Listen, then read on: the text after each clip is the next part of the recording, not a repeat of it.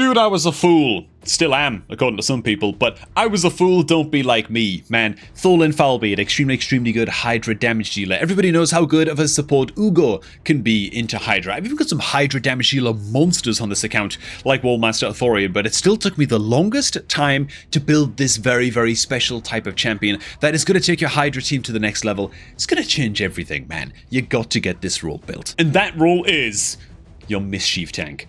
Oh my god, man. And it doesn't have to be a bloody Vault Keeper Wixwell, he's just like one of the better ones that you can build. I'll cover a couple of legendary examples, but also a bunch of epic champions you can build out in a high resistance build, and just showing what they can do in actual like gameplay examples in this video as a Mischief tank into Hydra, man. We're going to be explaining the role and all of that good stuff and how to build a champion like this and just showing the impact it can have on your account. Before we get to that, if you're looking to create a new raid account, man, you might as well do it with a maximum amount of free stuff. So click on the beginner promo link that is down below this video and use that link on laptop or PC to create a new raid account, man, for all of the freebies that you see on screen right now, starting with Basilius Roanus as your free day 1 starter legendary, and a few free epic champions from that promo link as well, which will be delivered straight to your inbox as you level up your account. Might as well get it done before October 30th as well, while Michelangelo is the free login reward legendary turtle. You know what I'm saying? Okay, man. Mischief tanks. Let's start off with what is a Mischief tank, right? Back to school. It's really simple. It can be explained in like 30 seconds, actually. A Mischief tank is basically any champion in the game that brings one or more rather unique buffs, okay, that they buff themselves with, right? Such that that champion then has the most buffs on your team in your Hydra squad, right? For example, Vault Keeper Wixwell, on his passive at the start of each round, you place a counter-attack buff on this champion for 1 turn. This buff cannot be removed, and at the end of his turn, he also places counter-attack. He just has a permanent counter-attack buff on himself. This is not a common buff to bring into Hydra, and so Wixwell is probably going to be the only champion on the team that's bringing the counter-attack buff, and it's unique to him, meaning that he's probably going to have the most buffs on the team. What does this mean? It means that a Head of Mischief into Hydra is going to focus its A1 attacks, right? Its main attack onto that champion, right? It attacks the enemy with the most buffs, steals all buffs from the target, and steals 50% of the target's turn meter. It will then apply a buff spread effect with its A2 skill and try and spread all of those buffs to all of the Hydra heads, which, just in case this happens, that's partially why having a block buffs champion on your Hydra team is so important as well. But for the Head of Mischief in specific, okay, we mostly care about this A1. It's going to attack the enemy, so the champion on your team who has the most buffs, and try and steal their buffs and steal their 10 meter. However, if you happen to build a Mischief tank, right, so somebody who's going to attract the attacks of the Head of Mischief with a crap load of resistance, they're going to resist that buff steal effect almost every single time, and they're going to resist the 10 meter steal effect as well almost every single time. And because the Head of Mischief is always attacking into your Mischief tank, because they always have the most buffs,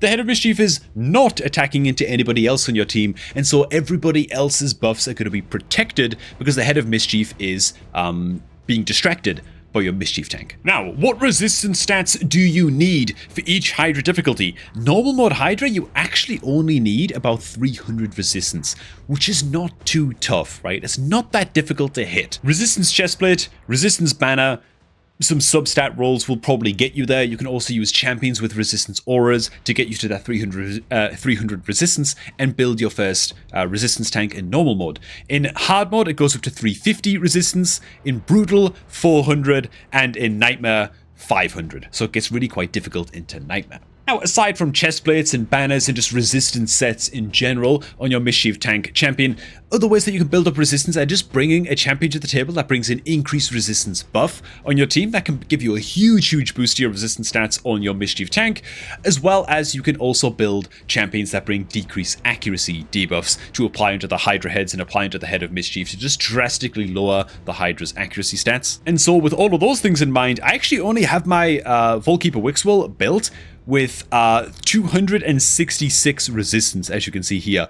Not that high at all, but because I'm running him on a team with Androck, who brings all kinds of increased resistance mechanics, I can get away with running my Wixwell on very low resistance stats, really, even in Nightmare difficulty. Some of the better stats you can build your resistance tank in, or your Mischief tank in, are going to honestly be Perception Gear. I feel like most Mischief tanks actually end up also being debuffers and provokers and that kind of support champion as well, so they generally need accuracy, so you're just looking for a resistance chest plate in a perception set, and you can get a good amount of resistance resistance that way. Fortitude is another great set, a Doom Tower farmable set, really quite good. You're looking for speed rolls and resistance rolls on your Fortitude gear most of the time, and of course the Forge Pass set, Righteous, is absolutely insane, giving both speed and resistance substats for every 2 set on this, so Righteous is obviously very, very premium as well. When it comes to relics, I'm not actually running a resistance relic at all on my own Wixwell right here. I think I am though on Dudan. Good old Inferno Sphere, basically any kind of relic that you can slam on a champion, whether it's even just like rare or epic quality relic, doesn't matter. If it's giving resistance as like one of the main stats, just get it on your guy. You can get some extra resistance this way as well, and then you can go into masteries and you can further boost resistances via the defense tree. Not always necessary to do, but yeah, you can use the defense tree in your masteries to pick up some extra resistance here and there from that tree. I find that I didn't have to do that on Dudan the Runic, but it is an option you've got available. And speaking of Dudan the Runic, let's make him our first Mischief tank option, right? We're going to cover some epic champions first that you can build as a Mischief tank. Let's start with Dudan, dude. I actually have Dudan built in a mix of Fortitude gear for that resistance set bonus like we already talked about, as well as a whole bunch of cursed set gear, as you can see right here. This is a great little combination, man, and a sweet little budget champion build that we put together here. I like it a lot. He's got a big old resistance banner on him as well that rolled into some speed, which is great. Some of the gear like this is very, very nice, though it's unglyphed. Very, very nice. And some of it's honestly very, very accessible. The reason I like this build so much of the Dudan is because he's also using a couple pieces of stone skin, by the way, to get an extra just dosage of resistance from there as well, from his accessories, and that's just how we're getting so much. He's unawakened, but he is 4 times empowered. Take from that what you will, you know. Yeah, he's in a good old resistance relic as well. The reason I like this build so much in the Dudan is because, well, first of all, he fits the bill as a Mischief tank because he brings 3 pretty unique buffs to the table. Taunt is not very common to run on any champion, really, going into Hydra, nor is Counterattack. Strengthen, that might end up appearing in the team every now and again, but I'm going to try and build a team with Dudan where he's the only champion that's bringing Strengthen. So he's bringing all kinds of unique buffs on himself, and so the Head of Mischief is definitely going to be attracted to attacking into the Dudan. Why is Dudan also pretty good into Hydra? Well, because he brings counterattack, he's attacking him with his A1 very, very often, and his A1 attacks one enemy and has a 60% chance book of removing a random debuff from all allies, so he's bringing some debuff cleanse, which is great. And then on his A2, he attacks all enemies and places a shield buff on all allies for 2 turns. This is on a 4-turn cooldown, but still, it's an attack all enemy skill. He's counterattacking a lot with the A1. He should get a pretty good amount of mileage out of his cursed set, right? We'd give him a 50% chance to place a hex debuff for 2 turns every time he attacks in as well. So he's bringing quite a bit to the table, really, for a budget option champ. Now, this is the team that we're going to be testing Dudan the Runic into. Thorlin Foulbeard, Chief Damage Dealer. Necmo is just a god tier support to help get us over the line. And then a few budget option epics. We've got Skrank all up and over here. Of course, all of these epics are empowered and awakened and all of that kind of stuff, you know, so yeah, my objective here isn't to show like a crazy, crazy well-oiled machine. We're going to be throwing this team into hard mode Hydra and just showing what the Dudan can do in terms of protecting the buffs on everybody else in the team. Right, we've got the Ugo there for block buffs, and we've got the Seeker of all champions running as the Provoker. It's just like a hyper budget option. So yeah, and here we go. So good old eyes on the fat man, Dudan himself over there, he's looking determined, he's looking ready to rock and roll. The Head of Mischief is also going to start for us as well, so as all of those unique buffs now drop onto the Dudan, you're going to notice that the Head of Mischief is going to try and steal those buffs. He's going to resist everything, and then he's going to counterattack in and cleanse a whole bunch of crap off of our champs as well, which is just bloody lovely. So he's already sort of proven the point a little bit. Every single time the Head of Mischief is going to attack on in, it's going to focus the Dudan, and it's going to fail to steal those buffs. This is a 3% chance that it gets the buff steal, but then after that, I mean, it should have a block buff, debuff up on the Head of Mischief anyway, so it shouldn't matter too much. Dude, look at the buff cleanse, oh sorry, the debuff cleanse coming out from the Dudan as well, you know? So it doesn't matter too much if it does once in a blue moon steal the Dudan's buffs. What's important is he's going to refresh those buffs again very, very quickly. And he's still going to continue to protect the buffs on everybody else on the team, which is really important, right? Increase speed, increase attack up on everybody in this team. It's not a lot, but we'll definitely notice if they get stolen. Head of Mischief again attacks into the Dudan, does absolutely bloody nothing, and so yeah, that's it really. And the Dudan's counterattacking like crazy and cleansing everybody, which is great, man. He's such a solid little budget option champion. He's slept on a hell of a lot. this is how we would function in a team like this. I think that we've seen enough. The next option we are going to cover is going to be Skuramis. I've never actually given this guy a try out as a mischief tank before, but he's a great option. I won't cover all of them in as much depth as I did with Dudan, by the way. He was just the first one, so I wanted to show him in action and be very meticulous about showing him in action. Skuramis is a 3-turn cooldown provoker champion on his A3, so he can handle the role of provoking the Head of Decay, which is bloody lovely. And then he also brings himself counter attack and continuous heal buffs, which last for 2 turns on this A3. And so once again, 2 very unique buffs that you're probably not bringing to the table with any other champions in your Hydra team. And so, good stuff. He's going to attract the hell out of the Head of Decay's attacks. The Head of Mischief's attacks. He's also going to handle the provoke job, and he brings an AoE decrease attack debuff as well on his A2 skill. So honestly, bringing a pretty good amount of tools to the table. Now, I don't actually have any relics equipped on him, so I'm just going to build Skuramis live here real quick. If I can just find any relic that brings any amount of resistance. Ooh, I don't want to put Demonic Effigy on him though.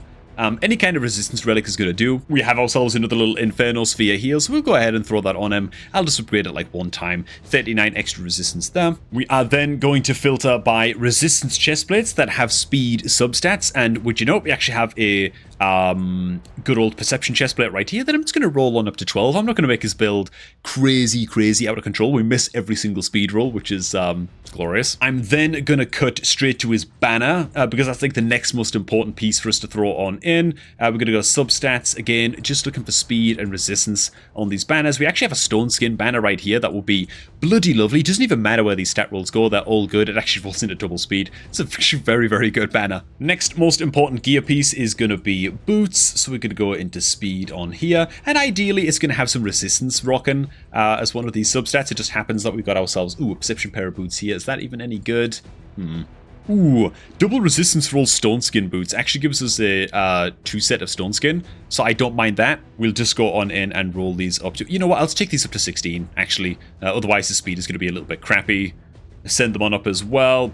Crappy stat. And slamming on the weapon, just skipping ahead to the rest of the rebuild. I'm going to go ahead and save this as, well, I'll just call it res, I suppose. Yeah, just a little bit of resistance here and there on some of these pieces. Accuracy, speed, resistance, double roll on the head piece as well. And just then a crappy little shield, which, you know what, I'm just going to leave that at rank 8. It's fine, man. 219 speed, 430 resistance. That's just from banner and from a chestplate. And so let's go ahead and slam this on. The relic really does help out a lot as well. Very similar budget team that we're going to be running Skuramis in. Almost an identical team, except apart from the Seeker, because we've already got a Provoke now coming out from the Skuramis, right? He's one of those Provoker mischief tanks, which is great. I'm going to run the Husk instead as just another damage dealer, except Husk also brings like a backup Provoke on his A1 as well, just in case the Skuramis is a bit too slow to get around again to using his Provoke quickly enough against the Head of Decay. Then the Husk can also pitch in, and this is what this team's going to look like.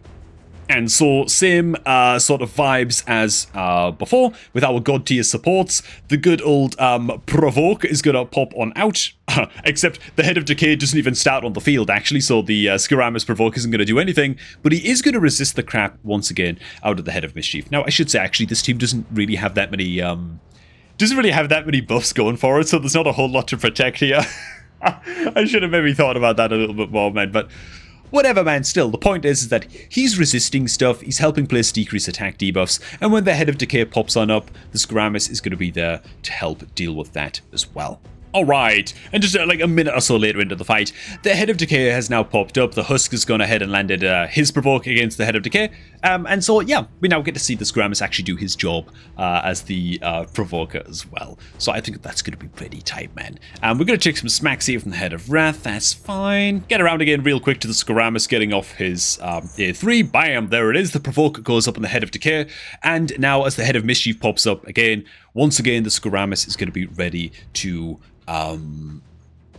negate all of that buff steal action. Which is actually just as well, but because before the Ugo could get up the block buffs debuff on the Head of Mischief, it actually just got a Poison Cloud buff. So that's like a huge problem, right? That's a massive problem, because now if it was to successfully steal buffs, we'd have no way of stopping it from then buff spreading to everybody else, which would be a huge deal. And so, yeah, the Skuramis resisting the hell out of everything.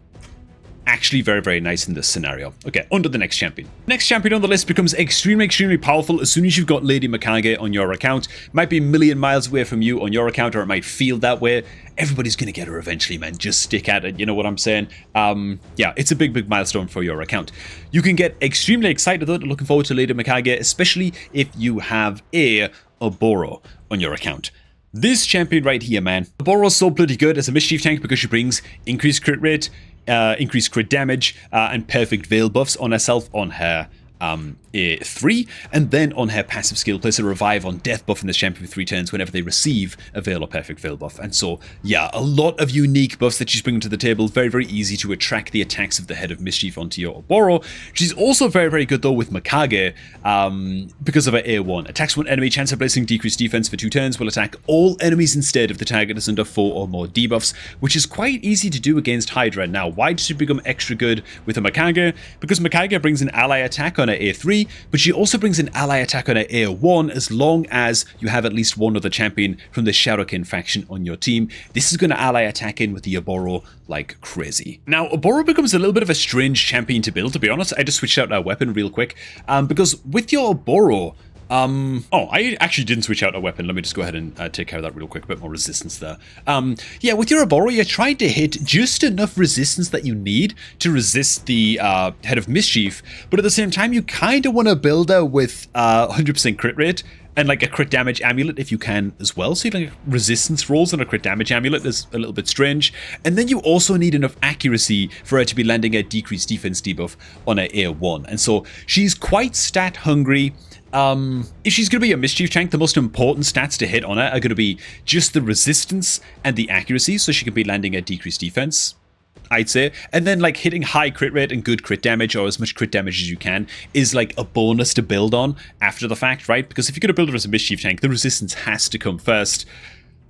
And then, arguably, making sure that she lands her decreased defense with her A1 is like the next most important objective, you know, at least in my book. Let's throw her into a team, man. So this is going to be the Oboro squad.